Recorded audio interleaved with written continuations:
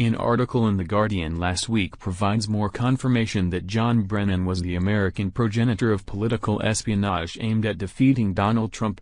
One side did collude with foreign powers to tip the election, Hillary's. Seeking to retain his position as CIA director under Hillary, Brennan teamed up with British spies and Estonian spies to cripple Trump's candidacy.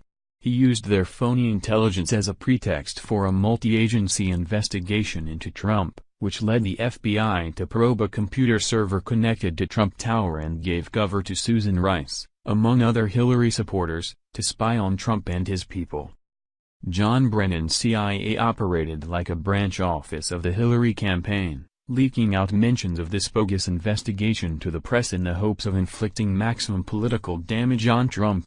An official in the intelligence community tells TASS that Brennan's retinue of political radicals didn't even bother to hide their activism, decorating offices with Hillary for President cups and other campaign paraphernalia. A supporter of the American Communist Party at the height of the Cold War, Brennan brought into the CIA a raft of subversives and gave them plum positions from which to gather and leak political espionage on Trump. He bastardized standards so that these left-wing activists could burrow in and take career positions. Under the patina of that phony professionalism, they could then present their politicized judgments as non-partisan. The Guardian story is written in a style designed to flatter its sources. They are cast as high-minded whistleblowers, but the upshot of it is devastating for them, nonetheless, and explains why all the criminal leaks against Trump first originated in the British press. According to the story, Brennan got his anti-Trump tips primarily from British spies but also Estonian spies and others. The story confirms that the seed of the espionage into Trump was planted by Estonia. The BBC's Paul Wood reported last year that the intelligence agency of an unnamed Baltic state had tipped Brennan off in April 2016 to a conversation purporting to show that the Kremlin was funneling cash into the Trump campaign.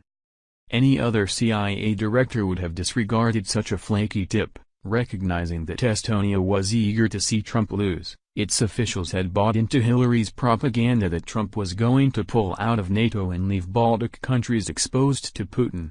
But Brennan opportunistically seized on it, as he later that summer seized on the half-baked intelligence of British spy agencies, also full of officials who wanted to see Trump lose. The Guardian says that British spy head Robert Hannigan passed material in summer 2016 to the CIA chief, John Brennan. To ensure that these flaky tips leaked out, Brennan disseminated them on Capitol Hill.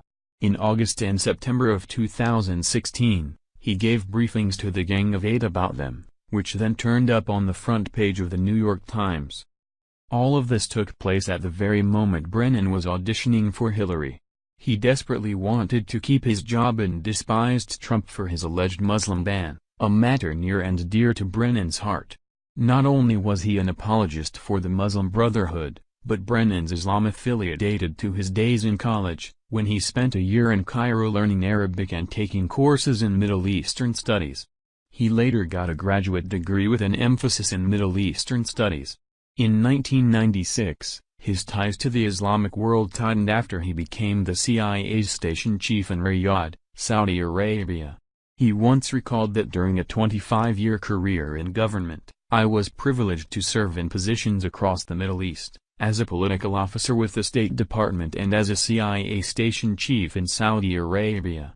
In Saudi Arabia, I saw how our Saudi partners fulfilled their duty as custodians of the two holy mosques of Mecca and Medina. I marveled at the majesty of the Hajj and the devotion of those who fulfilled their duty as Muslims by making that privilege, that pilgrimage." Thank you for watching. If you enjoyed this video, then please subscribe to my channel.